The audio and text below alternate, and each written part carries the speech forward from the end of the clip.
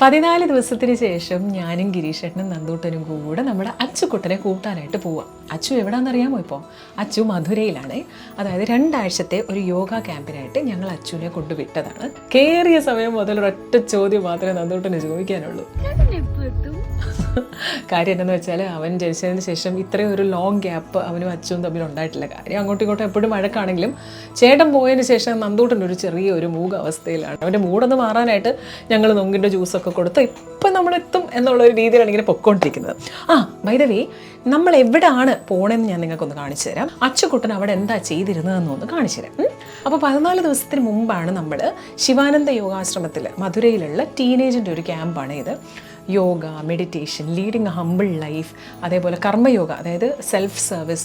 കുഞ്ഞുങ്ങളെ സംബന്ധിച്ചിടത്തോളം ഇപ്പുറത്ത് ഒരുപാട് സുഖ സൗകര്യങ്ങളോടുകൂടി അവർ വളർന്നിട്ട് ഗ്രൗണ്ടഡ് ആവുന്ന ഒരു എക്സ്പീരിയൻസ് അവരെ സംബന്ധിച്ചിടത്തോളം ഒരു ഇച്ചിരി ചാലഞ്ചിങ് ആണ്. കാര്യം ഒന്നുമില്ല, ഫോണില്ല, TV ഇല്ല, മൊബൈലില്ല, ആരുമായിട്ടുള്ള ഒരു സംസാരങ്ങളും ഇല്ല. ഈവൻ പാരൻസിൻ്റെ അടുത്ത് പോലും ഈ 14 ദിവസം കുഞ്ഞുങ്ങൾ കമ്മ്യൂണിക്കേറ്റ് ചെയ്യുന്ന ലെറ്റേഴ്സ് വഴി മാത്രമാണ്. ഈ ലെറ്ററാണ് ഇവർ നമുക്ക് അയച്ചു തരുന്നത്. പക്ഷേ ഡെയിലി ആ രാവിലെ തൊട്ട് വൈകിട്ട് വരെയുള്ള എല്ലാ ആക്ടിവിറ്റീസും അവർ ആ ഒരു ദിവസത്തിൻ്റെ നൈറ്റ് നമ്മളോട് ഇവർ പറയും. ഭജൻ പഠിപ്പിക്കുന്നത്, മന്ത്രങ്ങൾ ചാൻറ്റ് ചെയ്യുന്നത്, യോഗിക് പ്രാക്ടീസ്, ഇതിൻ്റെ ഒപ്പം തന്നെ ട്രെക്കിംഗ്, സ്വിമ്മിങ്, കുക്കിംഗ്, അതേപോലെ self service, cleaning, floor mopping. അപ്പം ഇങ്ങനെ ഒരുപാട് നല്ല കാര്യങ്ങൾ ടീനേജിൽ ഗ്രൗണ്ടഡ് ആവാൻ, സെൽഫ് സർവീസ്, അതായത് മറ്റുള്ളവരുടെ അടുത്തുള്ള സർവീസ്, ഇതെല്ലാം അവർ ഇതിനകത്ത് പഠിപ്പിക്കുന്നുണ്ടായിരുന്നു.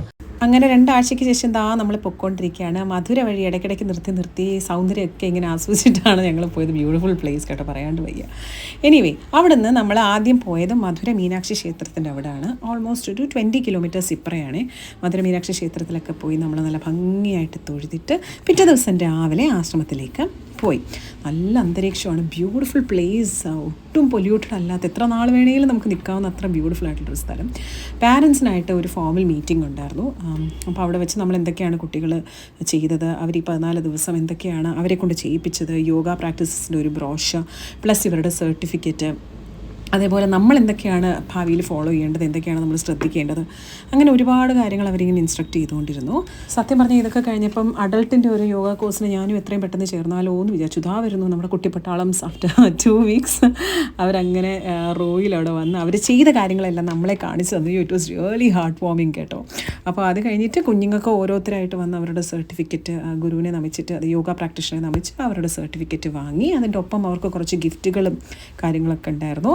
ഇത് കഴിഞ്ഞിട്ടാണ് നമ്മുടെ അച്ചുകുട്ടനും നന്ദുക്കുട്ടനും ആഫ്റ്റർ സോ മെനി ഡേയ്സ് കാണുന്നതിൻ്റെ ഒരു സന്തോഷം. Oh my God, it was such a heartwarming moment to see my child all over again. Thanks for watching the video.